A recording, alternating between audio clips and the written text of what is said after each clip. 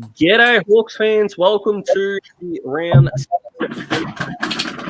on reigning Premier Melbourne, and we're here thanks to Base Compression, but we'll talk about them later on. Chris is alongside me, as is becoming the tradition for the previews, mate, which we love. How are you? Yeah, I'm not too bad, mate. Been a busy week, but footy, mate. It's exciting that we got a bit of a challenge ahead of us, and getting a little bit of help with a few outs. But again, we'll get to that. Another good litmus test for the group, it feels like. So we're here to connect Hawthorn fans from around the globe. So as is tradition around here, comment below and let us know where you're watching or you're listening from, whether it's in the live or later on. It's cool to know where the Hawks fans are that are tuning in. Big challenge this week, as we know. But I'll tell you what is not a challenge, and that's getting to talkinghawks.com. We've got game previews and reviews there, and also ramping up the midweek content as well. Smithy and I are putting together a trade and free agency scouting report for the first quarter of the year. Go check that out as well. But enough of the shameless self-promoting, mate. Let's get on to the Hawks. The team came out. It's good to have teams and not squads now that we're playing earlier in the week. The 3 outs and the 3 ins. We'll start with the outs, mate. Our boy Denver and Joshy Ward rested after a 5-day break, and Finn McGuinness has also been omitted. I don't think the Ward one was a huge shock. I think we could see Finn coming a little bit, but Denver rested against such a tall forward line. Your thoughts? Yeah, my initial thoughts are based on, I reckon his KPIs, he's hitting his targets, he's doing what he's been asked of. I'm just wondering if he's got a little niggle maybe. Unless I wouldn't think it's a matchup thing, because they've been playing him on bigger players regardless, just to give him that experience. So interesting. I don't know. I might dig a bit deeper, see if we can get some answers. But I was a little bit surprised. I thought McDonald might have been rested before Ward. And again, maybe it's a niggle. Maybe they've got some other plans for him. Don't know. Ward significantly more CBA, so I think that two-way running, I think he's just absolutely conked it, whereas C-Mac's been more of that wing half-forward role, so both would be knackering for 18-year-olds, as we know, but maybe Ward might be, effort-wise or energy-wise, might be a bit lower coming off the 5-day break. But if C-Mac can get a few more centre bounces in this game, he's going to get an elite footy lesson against one of the best midfields we've seen in modern times, with, of course, Oliver, Petrarca, and Viney's back this week as well, just to really rub the salt into the wound. Oliver, Petrarca, and Viney in the draw last year, we'll talk about that in a tick, had 100 possessions between them. Didn't ultimately help the Demons, of course, mate, as we played out a draw in front of an empty MCG with Luke Bruce kicking the late one. And a bit like this game, we're hoping Melbourne did get off to a really good start, but we eventually pegged them back, and fingers crossed we can get a similar result, albeit hopefully a better one. Yeah, it's going to be interesting. I wonder what Sammy's sort of benchmark is as far as the result they get, whether they're looking to win 2 quarters out of 4 quarters, or are they trying to replicate what we've done in recent weeks, get off to a quick start and be in the lead at quarter time. Be interesting to know what their goals are. But anyway, we will find out how we go. But yeah, back at the MCG, so it's always a good thing in the afternoon. Should get a good crowd, so hopefully the fans show up and make a bit of noise. Yeah, fingers crossed. So since the North game, we've won 3 of our last 5 first quarters. Of course, the one against Carlton was the real outlier, where we got off to a horrific start. And I think it's a better process to start the game strong, and if we run out of legs, rather than having to play catch-up the whole time. We're seeing what that's happening to Carlton at the moment, who couldn't claw their way back against Freo last week. Denver niggle is popping up again, which is handy. It's always good to get that sort of validation from the fans, mate, just so that we know we're on to something. But Cody, yes, we're going to get the big mitts. Big buckets. We need a big buckets in the league. Jake Carlisle had it for a bit, and we need a new buckets in the league. And I've got a firm belief that Jackson Callow will be that man. Just before we get to the role that we see him playing this week, Liam Shields is also welcomed back, which with the weather provided, the wet, might be a good solid in as well. And Callow, and I'm missing one. Oh, Lockie Bramble is back. Yes. for the run and dash on the outside, which will be fantastic. Looking forward to seeing him bring Brambled Eggs back. I like that, Sam. That's handy. And we'll talk about Bramble a bit later on. But let's start with Jackson Callow, mate. Our third debutant of 2022. Sam's playing the kids. Always exciting getting some new blood into the team. And I've got the same question. What role do we see him playing? He's predominantly played forward at Box Hill, but as we know, that doesn't always translate to what role they get at AFL level. So just a little bit surprised. They could have debuted him last week at home in Tassie and, made him play in a more comfortable environment. But who knows? That's horses for courses, isn't it, really? Yeah, it's odd that coming into a game, the biggest positional question we've got is the second ruckman, considering that coming into the year, McAvoy, Reeves and Lynch were going to be a quality trio, and they obviously are, but not available at the moment. All three of them not playing. So, Lynch will be playing. Reeves and McAvoy are out. So, is it Callow? Is it Cozzy? Who is our second ruckman? Do you think we can put Callow in the forward 50 the entire game for his debut against what is the best defense in the competition per the numbers? I think he has to play deep. I don't think he's got the tank. He's a little bit slow with his turning circle. I think he's not mobile enough to play up the ground. I don't. So for me, it is just to play the big fella deep and just put it on his head and let him use his big buckets to take a few shots on goal. I agree. And with Cozzy's bigger tank, and although he may not have had a significant chances to show it, I think he'll play the centre half forward role, and it will be Lynch and it will be Nash who's going to be the second ruck up against Max Gawn. It doesn't really get easier in terms of the ruck stakes. Peter Laddams, let's be honest, cut us to pieces along with Callum Mills last week. So that'll be an interesting watch. Although Max Lynch for Collingwood, I think it was a Queen's birthday game, did give Max a bit of a bath for about 2.5 quarters. So I don't think it's going to be as intimidating a task for Lynchy in the Battle of the Maxes there. But, I mean, let's be honest, that's more of a hopeful statement than maybe a truthful one, because Max is the All-Australian ruckman, even if there are no healthy ones in the competition, it seems. I'd love to see Max Gawn typically plays a kick behind play, which suits them. Len Thompson style. Yeah, pretty much. He just camps back and then takes the marks. And, it's a very handy role for him to play. But I'd rather us use that to our advantage and try to run him under the ground. And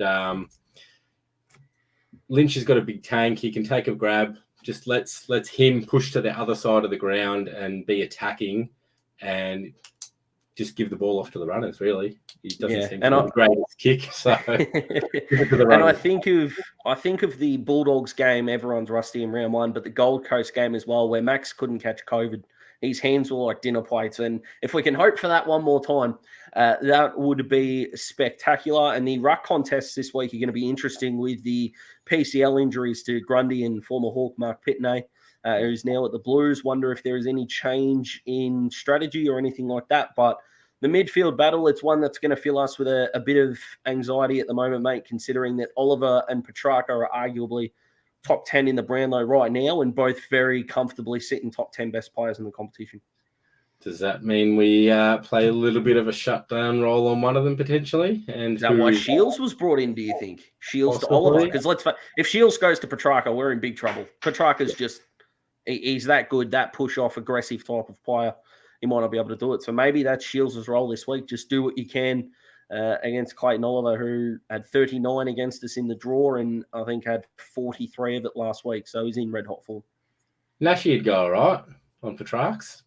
We'd need the second ruck would have to be Cozzy then, I think, because I don't think Nash can tag him. I think I'd be prepared to do that. I think I'd be prepared to play, especially with Callow playing deep. I'd be prepared to use Cozzy as that second ruck rather than Nashy. I'd love to see Petrarca try to fend off Nash. That'd be an interesting watch. Just that Irish bull just coming at him. That would be great to see. Now, the Demons don't have Cozzy Pickett. They also don't have Luke Jackson. Nash is going to eat Petrarca for dinner. He's going to live in his pocket, Dom, which is all that we can ask for him, first of all. and might bowl him over. So the D's have got some health and safety protocols at the moment. So Simon Goodwin's out, and if you're thinking, well, the coach out, that's good. Yeah, coaches are 5-0 when they've had to step away. So Jamie Graham's done it twice. Brendan Lade did it for Brett Ratton, Ashley Hansen for the Blues, and Blake Caracella is Essendon's only winning coach this year. So shout out to the Bombers just for that cheeky stat. So that won't help us all that much. Adam Uze, who's got a Hawthorn connection, will step in for the Ds. But Luke Jackson, Tom Sparrow, Cozzy Pickett, and Harrison Petty, who's in some good form for the Ds, is out. No, Cozzy is the one there. I know everyone's going to say Luke Jackson, and that's understandable. No, Cozzy Pickett does help free up potentially a Scrimshaw or a Hardwick, whichever one of them doesn't play on Bailey Fritz. And I think Hardwick should go to Fritz, even though he'd be giving away a little bit of size. I like Hardwick's shutdown potential more than Scrim. But if we're ever going to have an intercepting kind of day, I think Cozzy out is a big out for the Ds. What do we think? Yeah, no, definitely. That is a much bigger win than any probably other forward I can think of. He's just so dangerous and hard to match up on. So agree with you there. I don't think Scrimshaw would be the man to go to Bailey Fritsch, because he's very nimble and quick. So, but he's got the height as well. But I think Hardwick always plays above his height. So, and he's sneaky. He gets away with a few chop of the arms and a few little bumps and hits that he probably shouldn't. So I think he's the man to do the job. He done a great shutdown role on Heaney last week too. So yeah, which we called for here, mate, which is always good to know that the Hawks are listening. And if they ever want us for match committee or some tactic talks, the inbox is always open. Goodness gracious me. Fritsch in fantastic form, obviously coming off his 6 goals in last year's grand final, the first to do so since another former Hawk in Darren Jarman in 97. But let's not go down the archives too much. We're going up against the 6th best forward line at the moment and the number 1 defense, and we know how hard it's looked when we have trouble scoring. Is it fair to say that Jack Gunston and Luke Bruce are probably our 2 most important players in this game? Because as much as the midfield battle is important, at the end of the day, we need to find a way to stop May, Lever, and these guys having such a big impact. Is it up to those 2 to get our younger guys over the line? Yeah, very important, but Morey for me is pretty important for him to keep up. First half specialist. Yeah, if he can hit that scoreboard for us, and then maybe, they give him a bit more attention, frees up either Brewsty or Gunston, whoever they have to put their 3rd, 4th defender on. It is an interesting role that Morey's playing. So the half stat that kind of goes around, that's kind of what Twitter's for, that says that Dylan Moore hasn't scored in second halves, and that's absolutely true. That's not the bit that's the complaint. But in second halves, Dylan Moore is more up the ground than ever, showed by, I think, a 26% gap between time in forward half between halves for the entire year. So any thoughts on what that role change could be? Because he's still lining up, it looks like, in the forward half, but working his way up the ground a bit more. Do you think he's one of those players we send back to maybe stop the rot if teams are getting on a roll against us? Yeah, potentially. And yeah, it works when we need it. So I guess if we're attacking and doing well, just leave him down there. But if we need to stop the bleeding, then do what we need to do. Yeah, I think so. So Hawks fans, we want you to get involved. Who do you think is the most important Hawk coming into this week? Of course, the preview. We put a poll out on Twitter as well about would you prefer the previews the night before or the morning of games? The preview this week might be the morning of, might be Saturday morning, just because Big Dazzling's got a job outside of doing this, and he's starting to run out of time for things. Brett Shaggy says, managed Big Brother. So, yeah, he's definitely not been dropped, and he shouldn't be dropped based on form. So just to clear that one up for you. So get in those comments, Hawks fans, and that's big preview. We shine the spotlight on someone, but we want to know who you're shining the spotlight onto as well. Chris, I want your most important player too, please, before we get the influx of players. I'm putting it on Gunners, just the 9 disposals last week, and really cooled off in the second half. Not entirely his fault because we were getting killed in the midfield, but I'm going to say Gunners. If it's wet, he's good overhead and on the ground. He's a clever player. You can't teach footy IQ, so I'll go with Gunners, but he might not be who we're shining a spotlight on, but I think he's the most important. It's a hard one. Named on the bench, Lockie Bramble. It's a big ask to come in. Brambled eggs. Off limited minutes and step it up to AFL. He predominantly played off that halfback flank, but I don't think he's going to do it. With Ward out, I think that wing position is going to be pretty important, and also with Phillips out. So I think Bramble might be playing that wing position, and if he can rack up 20, I think that's a good result. And I think that's a fantastic result. With his penetrating kicks into the forward line as well, which we're missing, John Newcomb's the one that's been absolutely killing it with that forward entry. But if he can add Bramble, putting some balls in the midst of their forwards, then that's pretty important. So, yeah, Jai's improvement when it comes to the forward 50 has been outstanding. He usually has 2 genuine stinkers a game where he kicks it to just straight down an opposition's throat. So if Jai could do that really early in this contest, I think we'd appreciate it and we can get it out of his system ASAP. Risk versus reward, and he's obviously got the license. And look, it pays off.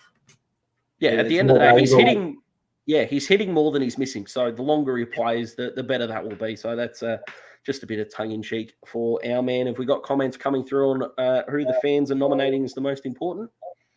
No, but we can. Someone who's yeah, Fred, you and I share the. I had Warple last week after a comeback, so I don't like to shine the spotlight on Warple, but we'll definitely do so in this conversation. Tim, there, Nash is our most important.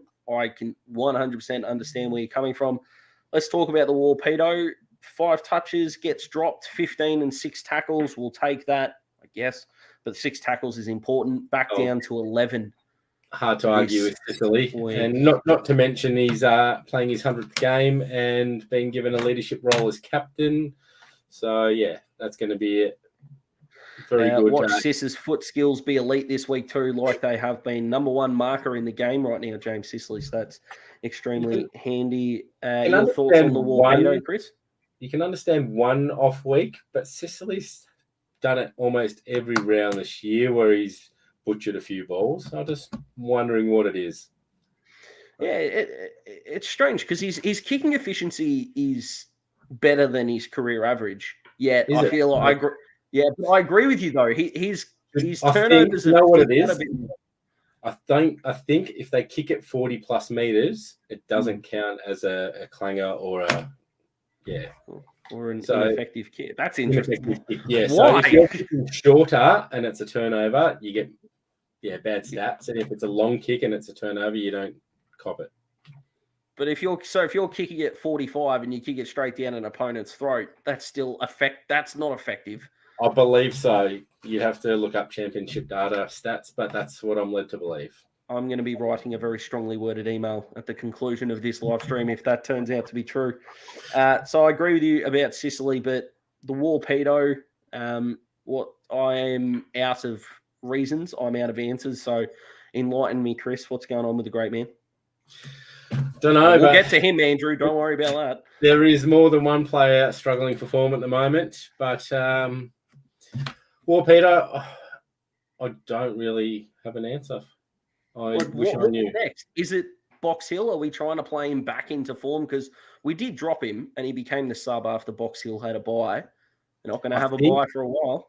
I think if Box Hill didn't have the bye, he would have legitimately been dropped. So I think he got the reprieve, the fact that they had the bye, that he got put in the emergency. And look, he played decent footy coming on as the emergency, but still foot skills are not at standard. So I don't know how you fix that. And sometimes we just got to be honest.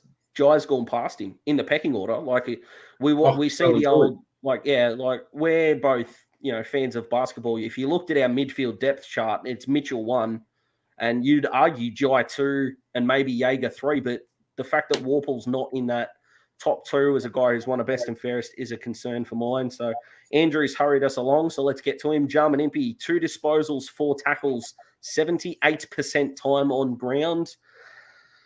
Oh boy, it's that actually boggles the mind because it's sometimes when players have quiet games, you go, I haven't really noticed him, but he just didn't touch the footy, so he wasn't noticeable.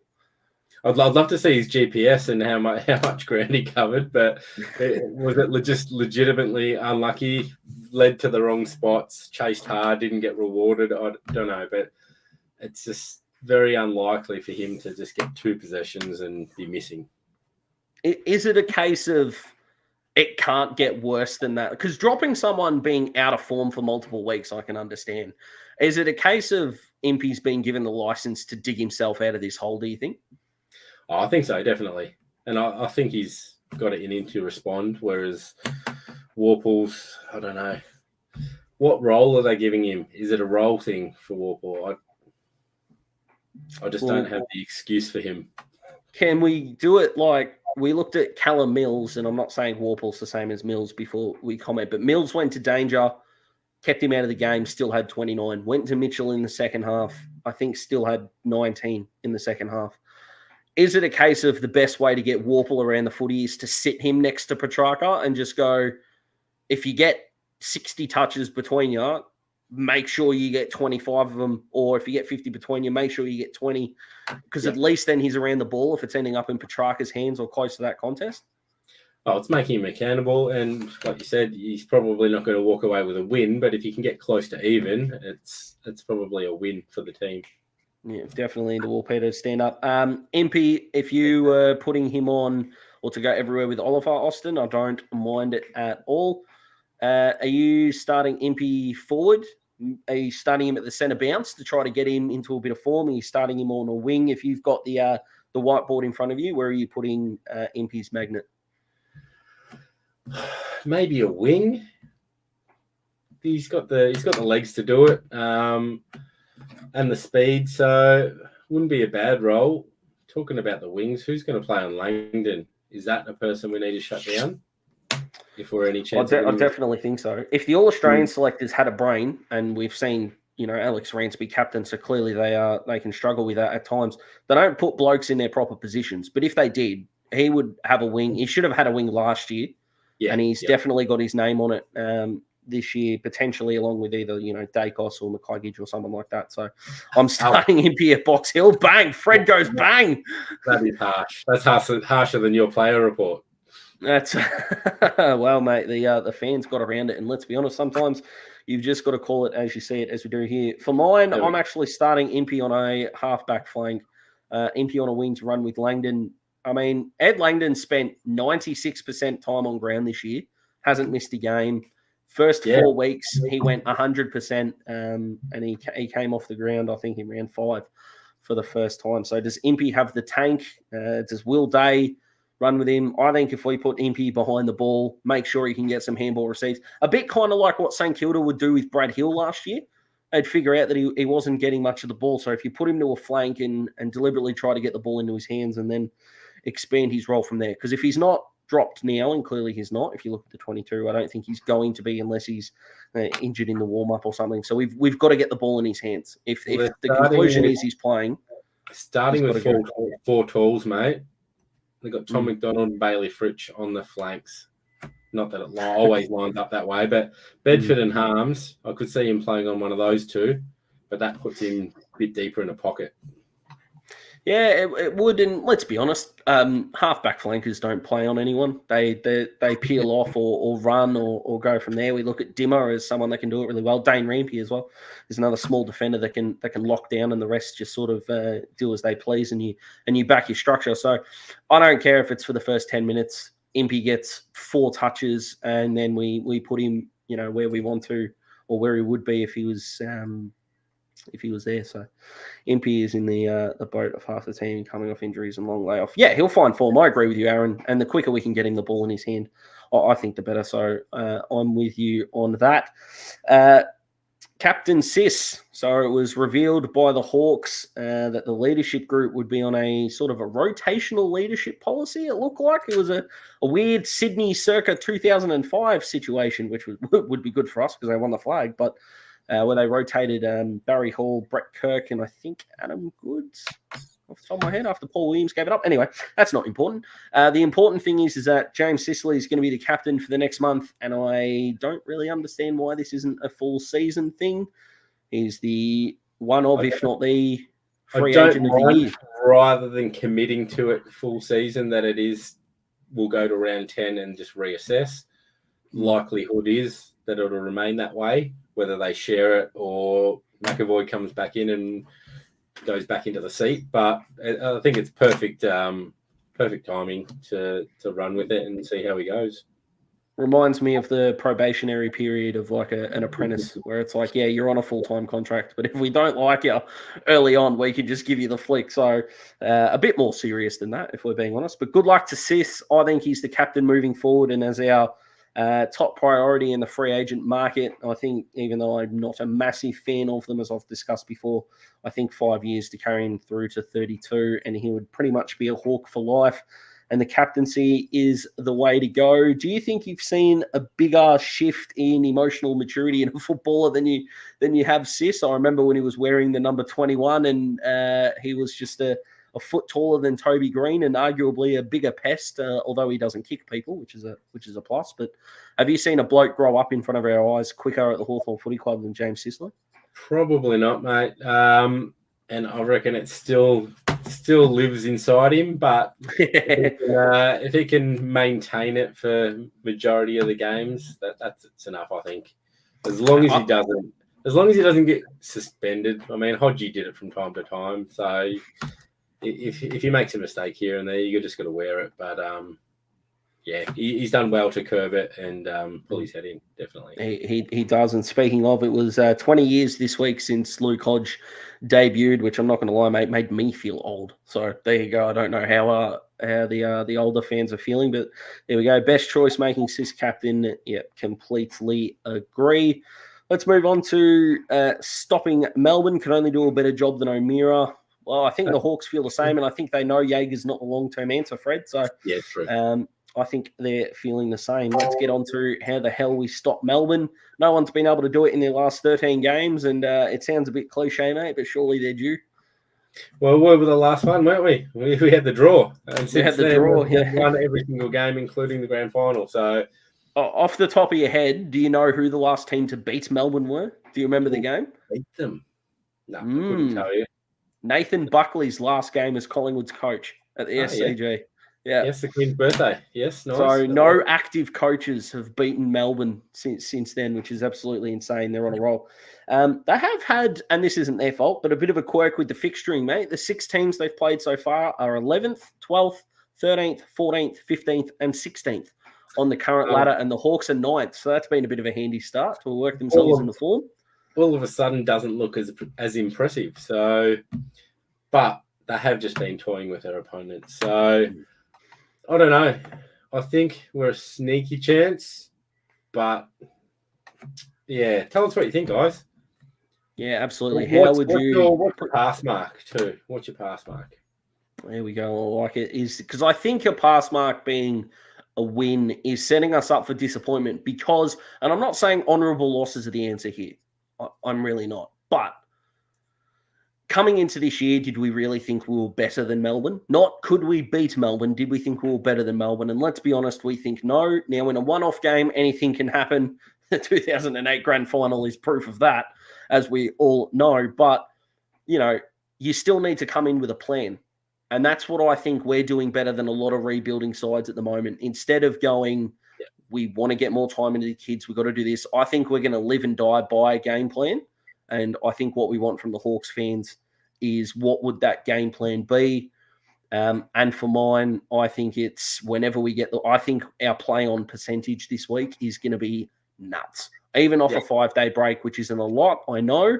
But the more we let May, Lever, I know Petty's not playing, but if McDonald's back there, I think Hibbard's back as well. The more we let these halfbacks, Jaden Hunt and Ed Langdon, I think the more we let them settle, the easier it'll be for them to pick us off. So we need to go quick forward of centre, nullifying Gawn. That would also be a handy cherry on top of that cake, I think. What do you think, mate? What do you reckon is the key to stopping this this modern juggernaut? Well, let me put it this way. If we played an identical game against Melbourne as we did against Sydney, where we get off to a good start, we maintain the lead for 3/4 of the game, 3.5 quarters of the game, and then lose, would you be happy with that? I think so. I think being the better side, if we can come out of it and identify periods of time in the game we were a better side, I can live with it. I'm not saying I'd be happy with it, but I think I can live with it. When you look at, like, North have been belted at times this year, West Coast have been belted at times this year. There have been games where they have not looked like the better side at any point during 2 hours of footy. I think every game this year, that's a good keep them under triple digits and don't let any replacements fall and stand out. Yep, I like it. Well, they kicked 922 last week, so 31 scoring shots. I think we'll need to knock them down a fair bit. But, I think that if we can come out looking like the better side for a good portion of time that we can look back on, then I'll accept it. Again, I won't be happy with it if it falls to pieces, but I think I can live with it because this is a really good team that we're seeing, and we can go from there. There's no honourable 20-odd point loss this week. It's either we get close and potentially upset them or it's a 10-goal loss. Cody, I could not agree with you more. And I think you're kind of agreeing with the point that we need to live and die by a plan. And I have no doubt that Mitchell, Harvey, Hickmott, Hale, and the other amazing assistant coaches there have got a plan for this group to go out and try to execute that's using our best abilities. And we'll find out really quick if it stands up or not, which is something I'm actually really looking forward to seeing at 4:30 on a Saturday. That's it. Like I said, getting the game on our terms, consistency is the key for our growing team. So that's what we need to do. Just keep that growth that we've started. We're seeing some good signs within the group. I think what I prefer to see is the bottom 6 players being better and not having a bigger gap between our best and our worst. More of a spread between the whole team. So it's hard to do. Pretty much every team has a few bad players every week. It's just footy. But, if we can hit our bottom 6 players getting close to 10 touches, then I think we're going to be a much better team. Yeah, I love the barometer of effort. I want everyone walking off that field with multiple tackles, especially with the weather being what it is going to be. All right, mate, let's get into the tips. I think we know where this is going, but we want a margin. But most of all, Hawks fans, we want your predicted BOG. Who do we think is going to get the 5 stars in the player review? Who do you think is going to stand out the most for the Hawks? Keep the predictions realistic, so the Hawks by 100 might not be the way to go. But if you generally think the Hawks, I should say, can upset the Ds, let us know. Let us know why, a margin and a best player. Chris, before we get to the fans, of course, we'll get to your tip. I think it's positive to say that it's hard to see us getting up for this one, but plenty to look forward to still. Yes, I'm going to back it up with Jager after last week's effort to basically be our 5-star player of the game. If he can, especially with their dominant midfield, if he can break even with one of their midfielders, then that's a win for us. I'm going to go Cozzy to kick another 3. I think even though he picked up a couple of cheap ones, if he can kick another 3 and build that confidence, it's going to be a huge help when Mitch Lewis comes back in and we've got the Twin Towers out there. Beautiful. But like you said, probably a loss is on the cards. I think if it's a goal a quarter, 24 points, I can wear that. Yeah, I think I can over 30, it's starting to hurt a little bit. Yeah, I think so. I think it's just if we can stop the big patches of goals, like the Swans kicked 9 in the last quarter, I think that's how we know we've fallen away. So I actually agree with you. I had 24 in my notes as well. I'm going to go Bruce to kick 4. I think Melbourne, if they do have a weakness when it comes to defending, I think it is their inability to stop the small forwards from taking over. They've got a good tools, but I think their small defenders can get in a bit of trouble. So Punky, who kicked 3 against the D's last year, I think he kicks 4. McDonald, BOG, that would be amazing to see. Yes, Mel, love that. I'm going to say our BOG is going to be our man, Jai. Had 31. Yes. There we go, Fred. Bang, we agree. Oh, hey, I like it. Jinx, I owe you a Coke, Fred. Fantastic. Oh, this is realistic. Go big. Will Day best on. That's realistic. Aaron, you're speaking my language, mate. What an absolute star. And he was fantastic last week. He kind of went under the radar, I think. 18 touches, and I think he went at 91% by foot. So outstanding. I don't mind that. I don't even think he needs to be BOG. If he can just have shutdown work on Langdon, that would be outstanding. In the long sleeves, Clarko wouldn't approve, but that is another story. Wingard or Nash, genuine effort every week. I was happy with Wingard's marking efforts. Sometimes he goes for them and misses them, but on the weekend against Sydney, he really held some tough ones that he can sometimes drop. Yeah, he definitely did. Callow or Newcombe, and we'll win by 12 points. Barry, I like it. Fingers crossed Callow gets through the game unscathed, and we can see why I was such a fan of the big buckets. 7 points. Lockie Bramble will terrorise the D's off a wing. Andrews brought it tonight. I think he gets the 3 votes. He's been fantastic. Chris, I'll give you the 2 votes, mate. You've been outstanding, but we're going to head off just about. D's win, Hawks improvement to force a contest or a market on exits against elite tools would be nice. Jamie, it absolutely is. I think Sam Frost will do well against Ben Brown. Let's go through a few more and then we can head off. Hawks lose 45. Ooh, that would be a blowout day, our best. I would love to see Silva get plenty of the ball. Callow, 3 goals on debut with 5 marks inside 50. Oh, Cody, yes, please. But D's win. So I think we've consigned ourselves to the facts. So best player, Titch and Melbourne by 27. Can see it happening. He led all comers with 39 in the draw last year. Any final thoughts before we get out of here, mate? No, like you said, just want that consistent effort and really happy with the quick starts that we've had. So if we can replicate that, it's a good thing moving forward because that hurt us for a long time to get slow out of the blocks, and it's so hard to win. I think the stats are if you're leading at quarter time, you win about 75% of games. So, I mean, if we can make that one of our goals to be quick starting and leading at quarter time, that's going to set us in good stead moving forward. Yeah, I couldn't agree more. Thank you, everyone. Thank you, Hawks fans. We hope you enjoy your weekend. If you're getting to the game, fantastic. Stay safe. It's going to be a little bit cold, so make sure you rug up best player more. I like it. Yeah, that's it. Our 19-1 man. He is a star, as are the Hawks fans. Thank you very much for joining us on this Thursday night. We hope you go well over the weekend. We hope the Hawks go well over the weekend. Check out talkinghawks.com for all the latest news articles. We've got a free agency and a trade scouting report that's up there now. The preview for the Melbourne game, as written by yours truly, will be coming out Saturday morning, but moving forward the night before is the aim. It's just been a bit of a busy week outside of Talking Hawks, but we are here to celebrate all things Hawks and California Eagle. I don't think you could have ended the live stream any better. Go the Hawks. Thanks, Chris. Thanks, fans. We'll see you for the review, hopefully on Monday. Go Hawks. Go Hawks. See you guys. Oops. Let's go to Box Hill on Sunday too, guys. Oh boy, I missed that. Versus Casey Demons. So get along to Box Hill City Oval if you are in the area and want to watch the youth playing. Yep, absolutely. And now to go through that final ramble again. No, I'm just kidding. We're going to head off. So finish it up. Roll us out, mate. Yeah, that's it. Thanks, Hawks fans. Get down to Box Hill, support Hawks teams. You can. Chris has just ended us, but that's all right. We don't know where we're at. All over the shop.